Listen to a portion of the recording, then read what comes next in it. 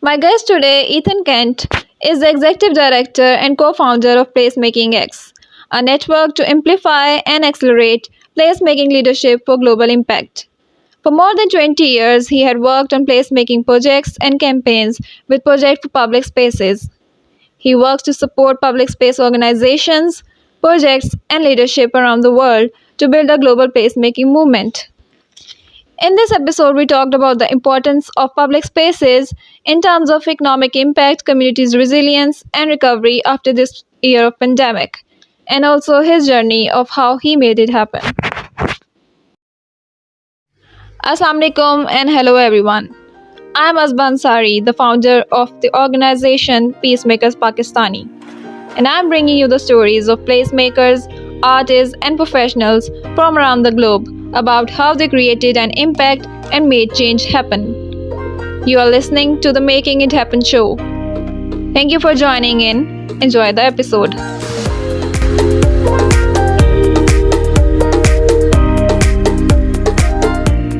Hello, Ethan. I'm glad that you joined me today and welcome to the show.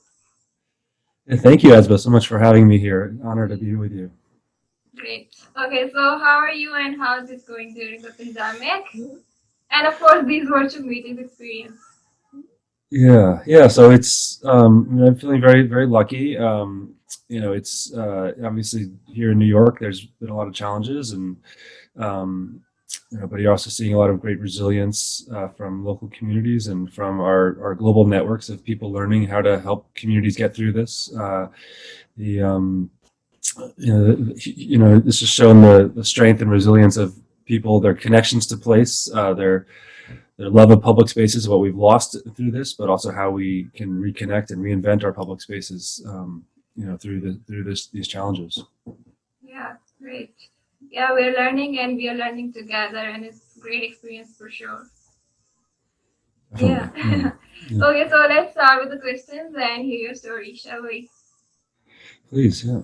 Okay, so question number one is what inspired you to be a part of placemaking movement and contribute to public spaces mission? So, well, I've been lucky to grow up around a lot of activists, a lot of the founders of the environmental movement here in the United States. And I've also been instilled with a great love of places. I've been able to travel around the U.S. and globally, being taken to vibrant places. And then I've also been a part of lots of different communities. So I'm really energized by being connected into communities and by great places. And of course, placemaking is about connecting the two. It's about the virtuous cycle between how great places create communities and how communities create great places.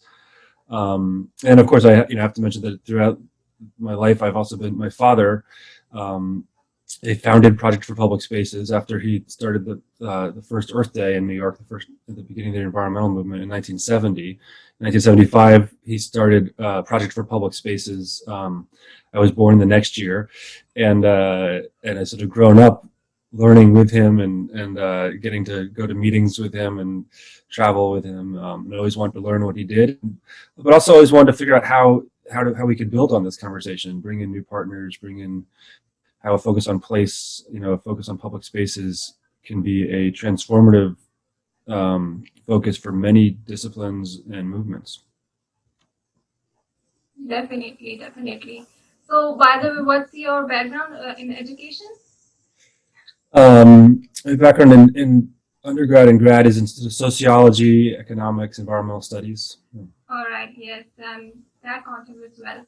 Okay, so how did you come up with the idea of Placemaking X and how beneficial it is for placemaking movement? And also, why is it a good idea for global leaders to connect together? And we have been doing that during the pandemic, of course. Yeah. Yeah. So one of the main principles of placemaking is that the community is the expert. There's great ideas, resources, wisdom within communities, and that we need to turn upside down the shaping of cities to start with keep asking people what they want, how they use a space, and supporting and facilitating their expertise and their realization that they are experts in that place. So as that approach has emerged, we've also seen leaders in placemaking emerge globally. So in a sense, the idea of Placemaking X is to apply the principles of placemaking to the movement. And so to realize that the shaping of places is an ongoing learning of how we best work together to improve our shared places. And we need to network that learning locally, regionally, and globally, because everybody has pieces of the answer. We all have key bits of knowledge, and we have to make sure that no one idea or no one culture or perspective or demographic dominates the shaping of public spaces too. Networking is also about diversifying, opening up, making the shaping of the public realm more pluralistic, perhaps too. So Placemaking X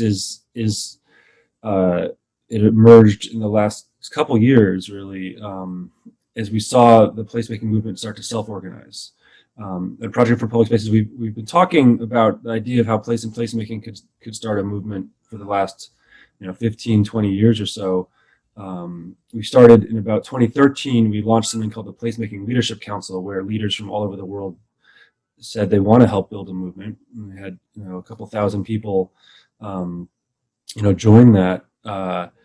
But then the movement really started to take off in the last couple of years when it started to self-organize around regional networks where people are taking leadership contextually, and organizing and defining the movement in their own ways. And that's how it's really becoming more self-sustained. It's how the movement's become more resilient through these crises. And we think Placemaking X requires a different kind of organization that where Project for Public Spaces is still providing a sort of excellence model as a model nonprofit to do technical assistance and training and programs. But they're doing that with a more focused way in North America, and as a consultant. Placemaking X is trying to highlight and support lots of people building placemaking NGOs, networks, building their leadership globally. So movements need a range of different types of organizations and a whole range of types of leadership. And this isn't a movement to compete with other movements or disciplines. It's one to bring them together to facilitate broader collaboration and more systemic change. Yes, for sure. By the way, it helps bring the people together in a systematic way, in a focused manner. Like we have groups and we are there together and we know what we are talking about. We are talking about placemaking and how to handle projects and manage the events, etc. Yeah, it was a good initiative.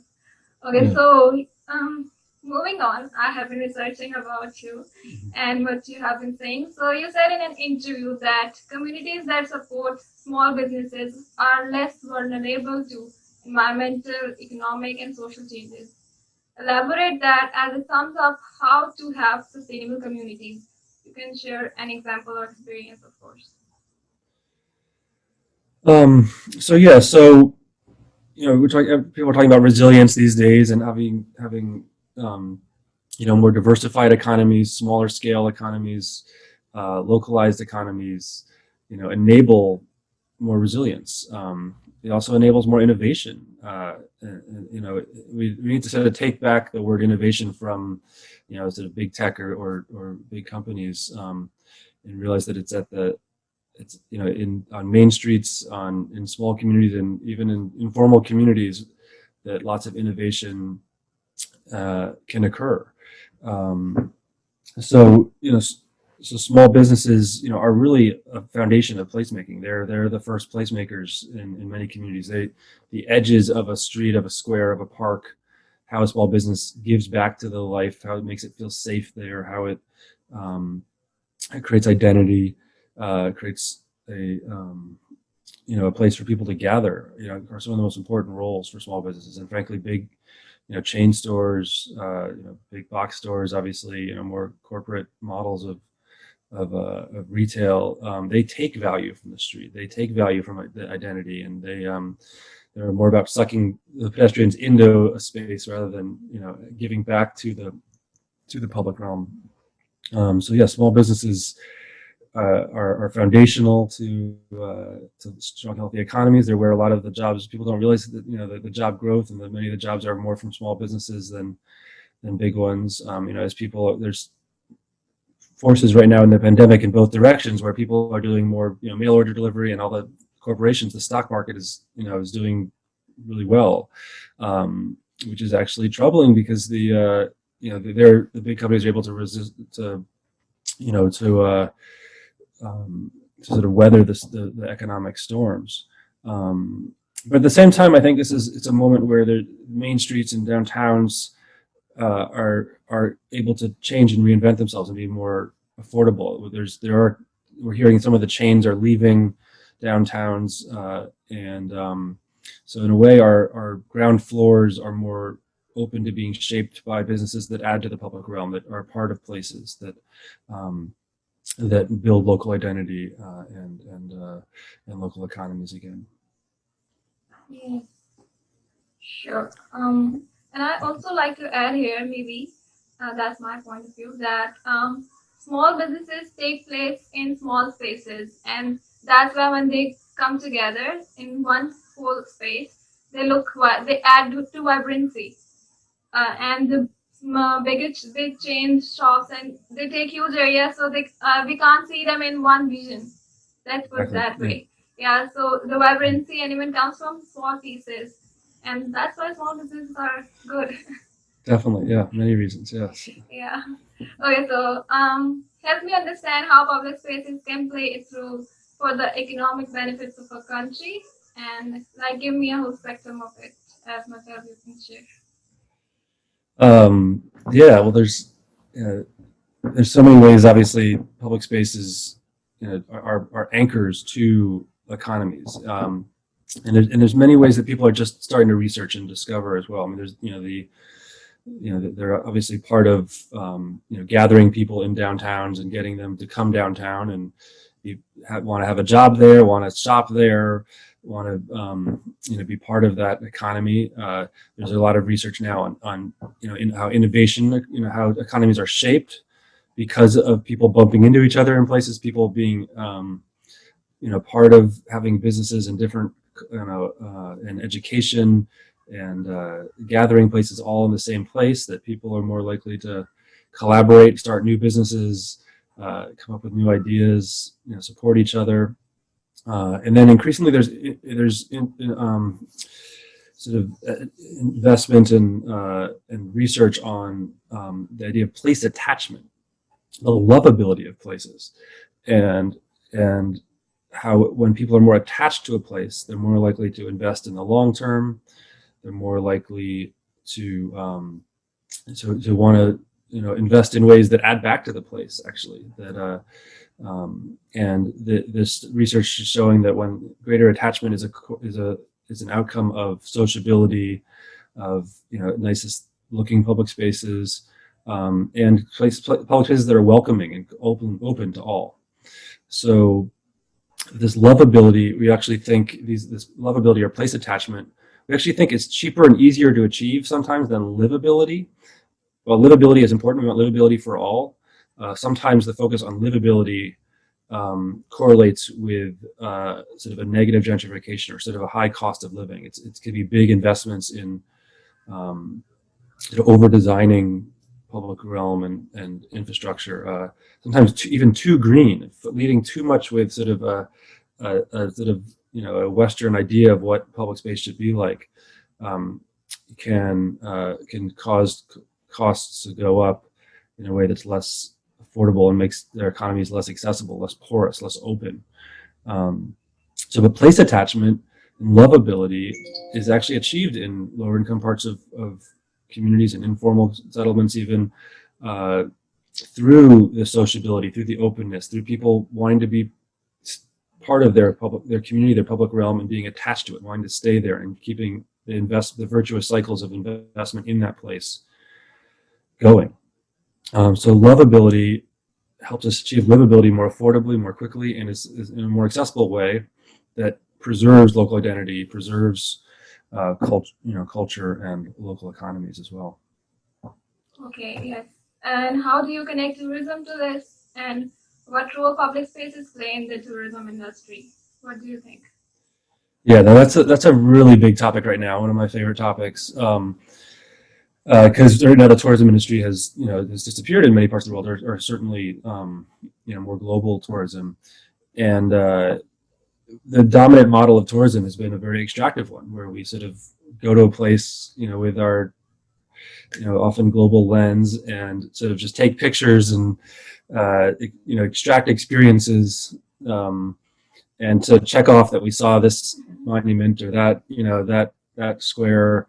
Um, but it's frankly not a very fulfilling experience for the tourists either. It's pretty shallow in a sense, and it actually degrades these destinations in many cities, especially a lot of European cities that are suffering from over tourism. Are It's becoming the number one political issue that tourists that it's no longer affordable to be in the downtown because all their apartments are rented to tourists. The culture of the public spaces is dominated by tourism, so it's actually degrading the very destinations that were originally attracting tourism. So it's not sustainable from a tourist perspective, from a local economics perspective, or an environmental perspective, as we know. So placemaking could have turned this upside down. We think if we sort of move some of the money from marketing that's cheapening the tourism culture, just like a small amount of that, to investing in placemaking and defining public spaces for and by the local communities. And if we did that now, while tourism is slower, we can invite tourists back into public spaces that are stronger, that are more loved and created by their local communities, and invite tourists to come and have a slower experience, one where they spend time and money in ways that contribute to the place more, and have those places be strengthened by tourism. So place-led tourism is really powerful, and we're working with a group. There's a group called Fairbnb, which is trying to disrupt Airbnb, that is working with hosts that support this model of tourism, and then giving back some of the money to placemaking and to support more regenerative or resilient tourism culture. Yes, and I guess seeing things and see public spaces from this perspective can help with the speedy recovery as well after the pandemic, because tourism industry has faced huge loss, and Pakistan was expecting tourists this year very much, and yes, we had suffered from that. But I guess recovery is possible if we pay attention to this. Okay, so the difficult question for me actually, because I'm very much interested in this. Briefly explain with this term or strategy: trade-led governance or economy. So we see place and placemaking as a way to sort of reinvent governance and local economies, as we talked about a little bit already. We're seeing a trajectory around the world towards sort of district management, district governance, neighborhood scale governance. And each part of the world is had strengths and weaknesses in all different types of governance and government. And it's you go with your strengths, but you recognize that those strengths are also blocking other participation from other sectors. And so a focus on place is usually it can be a little bit disruptive, but it's usually a very constructive way to explore how to bring together other interests, other demographics, other sectors to improve a place at a community scale. And so it's about building participation, listening to people's different opinions, trying things. In a way, a lot of the best parts of any city, of Lahore or anywhere, I'm sure, are there's an informal place governance. There's people are informally knowing how to behave in a space and contributing to each other's experiences. And again, this could be in the lowest income parts of the city or the highest income. The best public spaces, the merchants, the pedestrians, even the cars, they behave a little better. They raise their level of behavior to be part of the space. Now, there also has to be ways that we support that formally, and engage people to sustain place-led governance. Again, is to move people away from just this taking of value from extractive way of participating in art communities, which you would see in more of a suburbanized area or suburbanized downtown, where people are living in towers or just behind walls in a very private experience.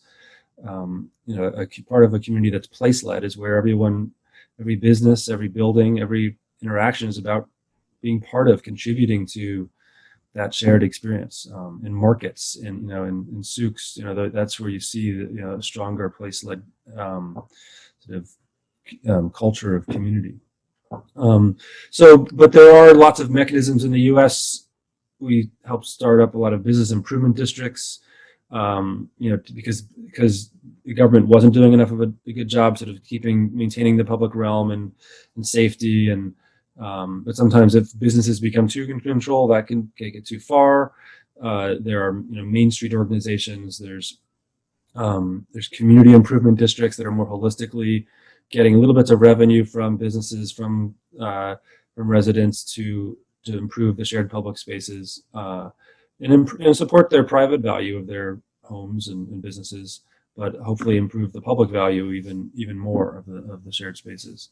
So it's a big topic. It's the limiting factor for placemaking is actually the management and governance. It's not an expensive part of it, but it's the limiting factor, and it's the way I think cities and governance is being reinvented globally from the place up. And you start with a few districts, but then you learn how to collaborate more formally at that district scale, and build up from there.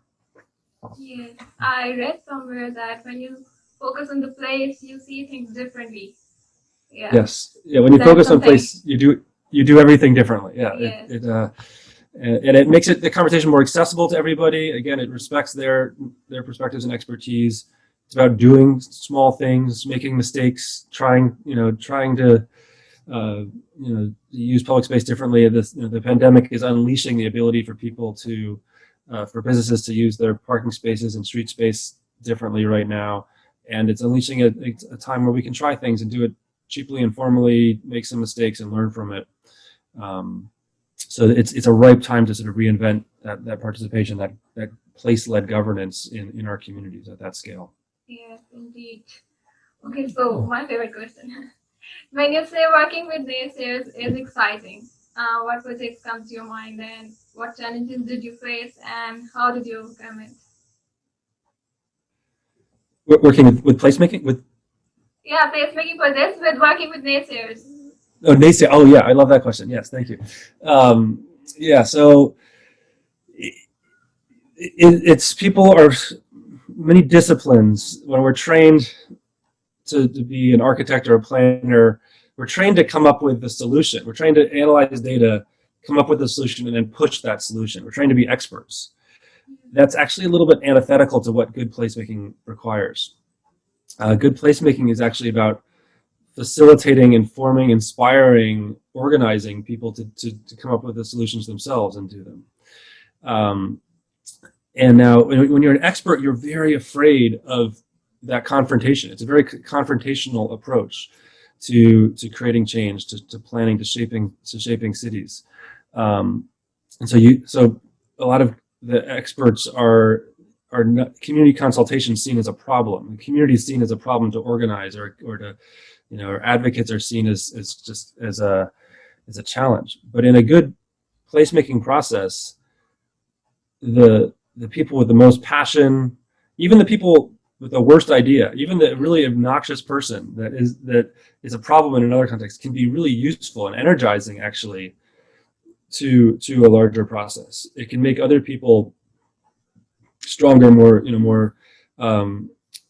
educated. If the bad idea, the mistake, actually creates a teachable moment. It actually creates a little bit of chaos, a little bit of tension, a little to overcome that idea, to come up with a reason for a better idea.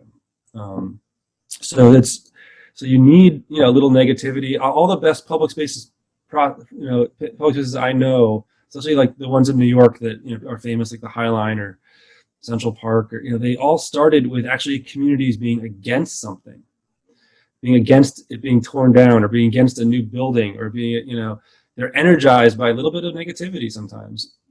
And then how they became successful was how they became for something, how they organized to have a vision that other people could come into. It wasn't just about one person's idea or solution or design. It was about a process that people could come into, just shaping that place. And the process will keep having challenges and negative ideas and some complainers. But if the process is right, those perspectives, those people can actually be useful to further energizing and informing a better process.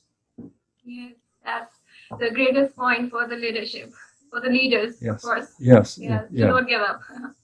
Yeah. Okay, so tell me about the new urban agenda. I read that public spaces and placemaking principles will be implemented and included in the agenda. How did it happen, and why wasn't it before? Yeah, so the new urban agenda, every 20 years, the UN creates a new urban agenda, starting in 1976 when UN Habitat was first formed. To sort of a very oversimplification of the evolution of it is that the first year was more looking at housing units, and then as I understand it, in 96 it was more looking at sort of planning scale, the block, the tools of planning, and now it's sort of turning upside down to start with the public realm, the streets, the equity issues, the health and outcomes of the urban environment, and that really is what we see placemaking in public spaces about. It's about a mechanism to turn upside down the shaping of cities and engage people at that scale, where engaging people in housing units and planning was sort of a way to keep the discussion away from people, and frankly wasn't creating very good cities either. But so we worked with UN Habitat for the last decade, and for the 6 years leading up to Habitat 3, to get a lot of the ideas of public space and placemaking into the new urban agenda. We helped run a conference with a Swedish foundation called the Future of Places Conference. It included people from over 100 countries, to shaping the vision for how for public spaces being included in the new urban agenda. And there we had 10 key messages that were developed, and pretty much those key messages are word for word are in the new urban agenda as well. And then there's also the sustainable development goals, which have goal 11.7, which is for public spaces. So we've gotten an awareness for these issues, but these global agreements actually don't tell us how to do it, and aren't we now public space is becoming a topic that people understand is important. But we see placemaking and Placemaking X is a way of facilitating and frankly still learning about how do we best implement the new urban agenda. How do we use a focus on place and public space to bring together many causes, disciplines, resources, to create the new systems needed to implement the new urban agenda. We can't address our biggest challenges and solve our challenges through the existing systems. We need to create new models of place-led governance and financing and design and development that bring together many different causes and disciplines to be able to implement the new urban agenda. All right. Okay, so to support our conversation and public space agenda, it will be helpful if you share some examples on how we can realize the potential of public spaces if we plan for people and places rather than cars, traffic, and parking. So, yeah, I mean, one of the big mistakes that we've made with urban development is planning it around cars and traffic. I mean, each discipline has sort of perpetuated its own solution, and their own narrow solution, and they've really just been solving the wrong problems. No discipline has been trying to create places. So if you're building more roads, the only way to reduce traffic for that lens is to create more roads. So that's done huge damage on the health and safety. The fear that's in our bones being in downtowns is because we're told it's because of crime in places. I grew up in New York in a time with high crime, but it was always scarier to cross the street, and that's where many more deaths are occurring from cars than from people. But the best way to deal with that problem of cars and traffic isn't just to be against cars and traffic. It's actually to be for people and places. And where we've seen this shift happen is when we were involved in a lot of the transformation of New York's public spaces over the last 20 years or so, and it was often just creating a temporary reclamation of space. And you're seeing it now more than ever. These open streets programs are allowed to give communities access to public space during the pandemic. People are rediscovering how wonderful it is to be on the street without cars, and how it can serve their needs, much better. It serves the businesses much better. There's over 10,000 restaurants that have been allowed to use the streets in front of the parking spaces to serve their clients and support their employees through using that space. But yeah, this is the biggest threat to downtowns is allowing cars to privatize and really create there's major vehicular violence and death and fear that's in so many people's minds. But so to overcome it, we need a vision to create destinations that people go to, not through. I'm actually really excited about autonomous vehicles have the potential to make things a lot worse. But if we get ahead of it and envision how they can be leveraged to help us reinvent our street space, our transportation systems, we can reinvent our systems around destinations to go to, not through, where they don't need to park at the destinations. They can quickly do drop-offs and pickups. Even more of them can be shared. And we can create a transportation system around nodes, pedestrianized nodes that are compatible with biking, walking, and transit more.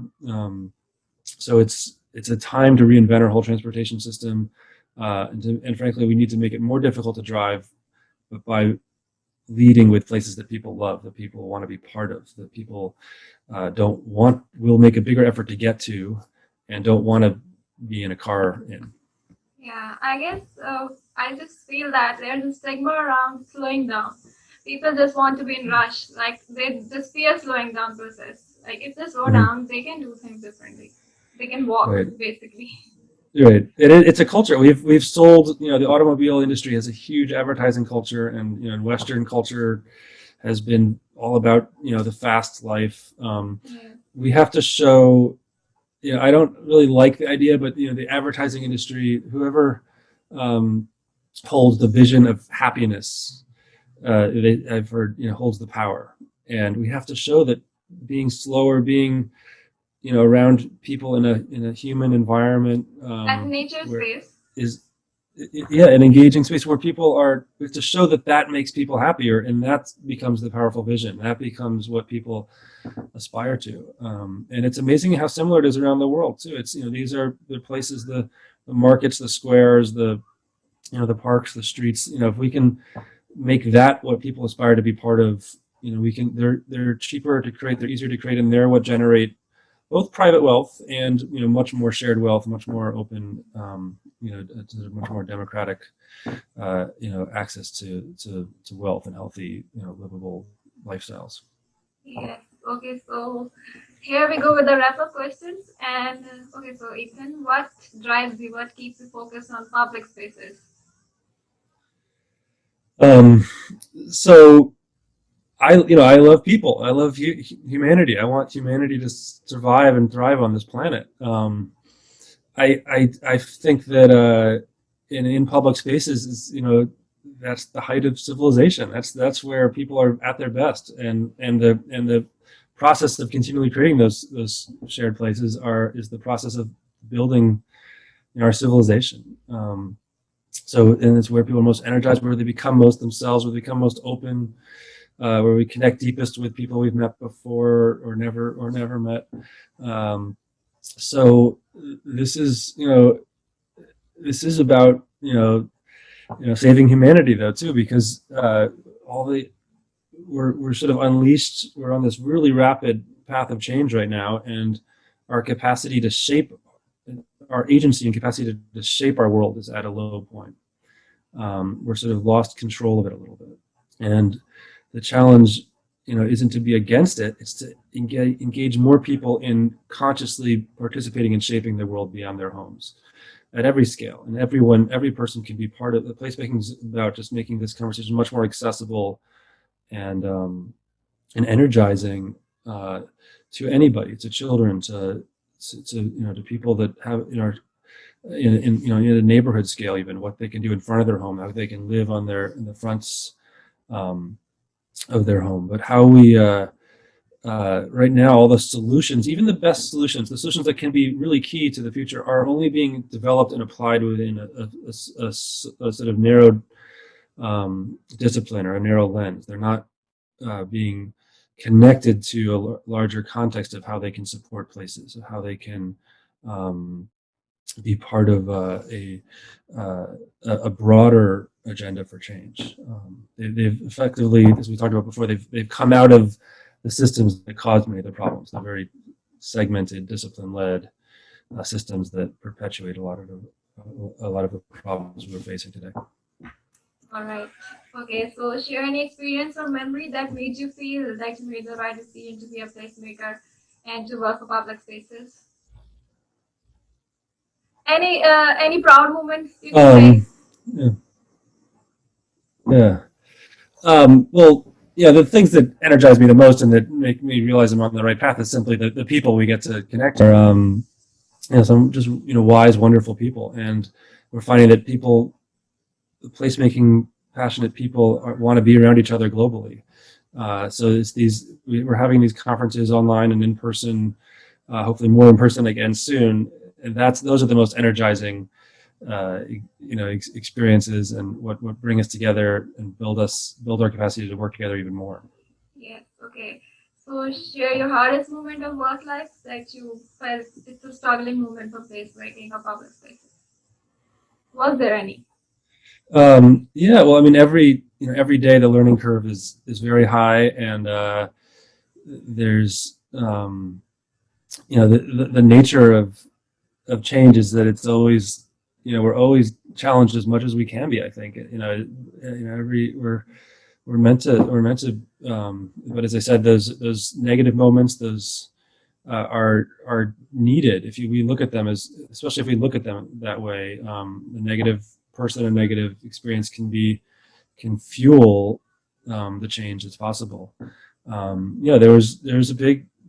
last few years has been a big challenge with trying to figure out how there were some people at PPS that said there was no placemaking movement, and that some board members that didn't support, wanted PPS just to be a consulting company, and so we spun that off, and I think we're stronger and PPS is stronger because of it. But there's always debates about these efforts, and it's and people that doubt, and people that that criticize and challenge, and those people can be the most useful, energizing people to our larger goals as well. Yes. Okay. So one quote or your favorite placemaking mantra that you like, your favorite. Yeah. No. Let's see. There's a few. I think when when that it takes a place to create a community and a community to create a place. That it's the building up of how places energize communities and communities energize place. That virtuous cycle is really what that puts change into an exponential pace that enables us to take on our biggest challenges that we didn't think possible. The acceleration of serendipity, the acceleration of creativity, of whatever you want to think of, spirituality, of innovation, whatever word you're focused on, focus on place and making communities together is this incredible energizing force. It's and one that will keep changing and evolving. There's no one way to do it. Yes. Okay. So finally, share your opinion about Pakistan and placemaking in Pakistan. Any opinion, good or bad? Yeah. Well, I've been so inspired by what you're doing. By your articles have really reflected and brought fresh perspectives to the placemaking conversation globally. The focus on the beautiful videos, the activations that you're doing, and then the focus on peacemaking as well, and the way that you're collaborating with Placemaking India and other regional networks is very inspiring.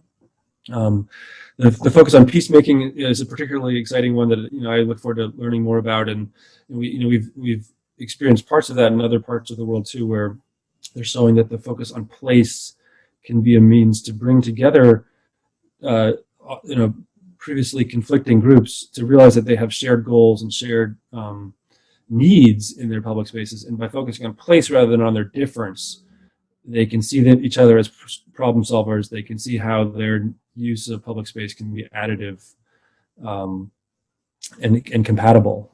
And through that, build stronger relationships that may address more systemic issues. But again, if we can demonstrate people getting along in public spaces, that perception, that the visual image of happiness, overcoming difference and challenge and negativity, can be the force that really changes the culture in a way that creates peace, more broadly as well. So yeah, placemaking for peacemaking is a really powerful message that you guys are helping to learn about and implement. And yeah, we look forward to learning so much from you guys in the coming years, and connecting and supporting your efforts in any way we can. Thank you so much, Ethan. Thank you. Okay, and so final question. Any message for global leaders out there? Because very young professionals are joining this year, right? Any message? So we're excited for people to be joining Placemaking X as they're joining as advocates, and then they're joining the regional networks. This is the time to start a movement, to be part of something new, to bring your skills, your resources, your ideas to this, but to make it, to not be alone in it. We want everyone has so much to contribute, but we can't do this alone. No one can do this alone. So please take a risk, be vulnerable, be outgoing and in your public space on every scale with people in your community, with people in a network like this in Pakistan, and then be part of. Don't be afraid to reach out to people, the placemaking leaders around the world, and learn from people, bring in their expertise. We're all part of a big global community trying to figure this all out together. So please join. Yeah, and trust each other. Yes, trust is change moves at the speed of trust, and bridging that trust across difference is what leads to the powerful shifts. Yes. Okay. So at the end, I'll say that let me tell you guys that Ethan's presentation on Placemaker E-Week in ASEAN 2020 Badung about placemaking movement and how it was founded and evolved was very interesting, and it was very detailed. The description box below, do check it out. And yes, Ethan, it was very good. I learned a lot. Thank you so much, Ethan, for this episode. Yeah. Thank you for joining today. And take care. Thank you very much for having me.